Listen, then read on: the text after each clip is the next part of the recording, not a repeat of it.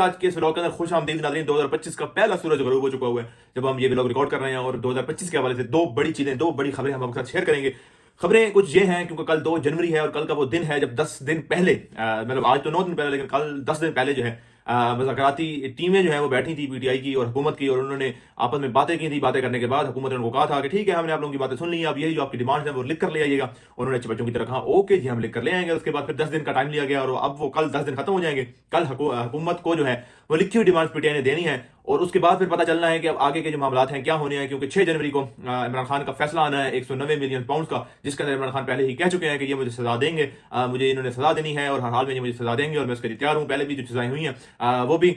गलत सजाएं दी गई हैं, ये भी गलत सजा है, लेकिन मैं तैयार हूं, अगर ये मुझे किसी भी किस्म की सजा देते हैं तो मैं रेडी बैठा हूं। अब ये जो कल की जो मुलाकात है उसके अंदर पता चलेगा कि 6 जनवरी को क्या होने जा रहा है। अगर तो कल की मुलाकात में ये होता है कि हुकूमत या पीटीआई के लोग इसको सीरियस लेते हैं और लेना भी चाहिए, पीटीआई के लोगों को थोड़ा सा इसको संजीदा लेना चाहिए और हुकूमत से जो है वो चीज़ों को उगलवाना चाहिए कि हुकूमत क्या प्लान कर रही है या हुकूमत इस मुज़ाकरात के हवाले से क्या आगे फ्यूचर देख रही है। तो मेरे ख्याल में चीज़ें कुछ बेहतर हो जाएंगी, कल ही पता चल जाएगा। कल अगर मुलाकात में ये होता है कि पीटीआई के लोग अपने डॉक्यूमेंट जमा करवाते हैं और उनको कहते हैं कि ये जी हमारी डिमांड्स हैं, ये आप लोग हमारी डिमांड्स पूरी कर लें,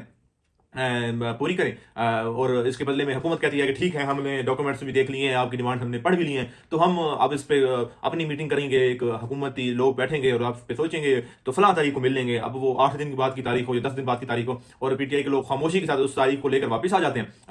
तो फिर पता चलेगा, फिर मैं पता चल जाएगा कि जो 6 जनवरी की तारीख है, 6 जनवरी का जो फैसला है वो ज़ाहिर इमरान खान को सजा मिलने जा रही है। अगर ऐसा नहीं होता, हुकूमत से उगलवाने में जो है वो कामयाब हो जाते हैं, पीटीआई की क़यादत जो मुज़ाकरात करने जाती है और वो जल्दी का वक्त ले लेती है कि हमें तो रोजाना की बुनियाद पर बैठना चाहिए, या कल सुबह के टाइम मीटिंग होती है तो वो कहे नहीं नहीं आप हमें शाम को ही जवाब दें, शाम को ही बताएंगे कि आप हमारी डिमांड पूरी कर रहे हैं या नहीं पूरी कर रहे हैं, या उन कहते हैं नहीं कल ही हम बैठेंगे, कल हमारी मुलाकात होगी, कल हम तीसरी मीटिंग करेंगे और कल की मीटिंग में आप हमें बताएं। तो ज़ाहिर चीज़ें जो है वो कुछ और रुख जो है वो अख्तियार कर सकती हैं, क्योंकि इस वक्त इमरान खान को भी प्रेशराइज किया जा रहा है इस केस के मुतालिक कि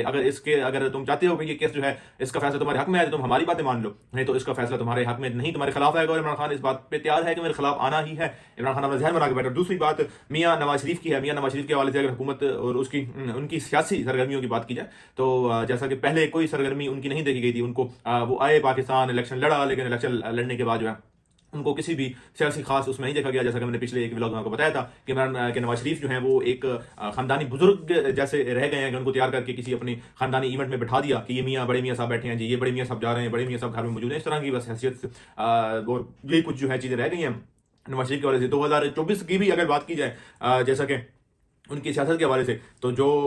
प्रिडिक्शंस हैं और जो चीज़ें हैं वो भी यही कहती हैं कि 2025 में भी मियां नवाज शरीफ जो हैं वो जो है उनकी जो सियासी कारकर्दगी है या जो सियासी एक्टिविटी है वो ना के बराबर होंगी। चाहे इमरान खान वापस आ जाए तो भी ना के बराबर होगी, इमरान खान वापस नहीं आते फिर भी ना के बराबर होती है। अगर मुल्क में दोबारा से इलेक्शन की एक लहर शुरू हो जाती है तो उनका जैसा कि पिछले इलेक्शन में किरदार था कि वो उन्होंने तकरीरें की, चीज़ें की, वो ही वैसा ही किरदार उनका होगा। तो खास कोई ज़्यादा पेश रफ्त या कोई खास कोई ऐसी चीज़ नज़र नहीं आ रही प्रिडिक्शन के हवाले से अगर देखा जाए मियां मोहम्मद नवाज शरीफ की कि 2025 के अंदर वो कोई बहुत बड़ी ब्रेक डाउन करेंगे सियासत के अंदर या कोई बहुत बड़ी तब्दीली लाएंगे सियासत के अंदर। क्योंकि इस वक्त जो सियासी शिकस्त या वो जो एक लफ्ज़ इस्तेमाल किया जाता है कि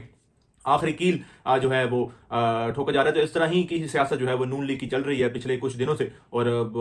ये खुद लोग भी जानते हैं कि अब इमरान खान अगर बाहर आता है तो उसके बाद जो है हमें हमारी सियासी शिकस्त के साथ साथ सियासी हमें दफन कर दिया जाएगा, हमारी सियासत को दफन कर दिया जाएगा, हमारी सियासत खत्म हो जाएगी। ये तमाम चीज़ें, ये तमाम बातें 2025 के हवाले से जो कि पता चलेंगी कल। क्यों कहा? क्योंकि अहम दिन है, कल हम आपको बाखबर रखेंगे, लम्हा बलम्हा चीज़ों को आपसे शेयर करते रहेंगे, आपको बताते रहेंगे। तो हमारे चैनल को सब्सक्राइब भी कर लीजिए ताकि आपको चीज़ों की अपडेट मिलती रहे। कल ही पता चलेगा 2 जनवरी को मुलाकात के बाद, मुज़ाकराती कमेटी की मुलाकात के बाद कि वो मुज़ाकरात के अंदर क्या तय करते हैं, क्या चीज़ें निकलती हैं, क्या चीज़ें सामने आती हैं। उसके बाद अंदाजा होगा कि अब आगे आने वाला जो महीना है वो क्या सियासी क्या रंग इख्तियार करेगा, सियासी क्या चीज़ जो है उसको जो है वो किया जाएगा, और क्या होता है, ये क्या नहीं होता। तमाम चीज़ें जो है कल से ही खबरें और बातें जो हैं वो आवाम तक भी पहुंचना शुरू हो जाएंगी। फिल वक्त इतना ही, हमें फिल वक्त दीजिए इजाज़त, बाकी जुड़े रहेंगे हमारे साथ। अल्लाह ने के बाद।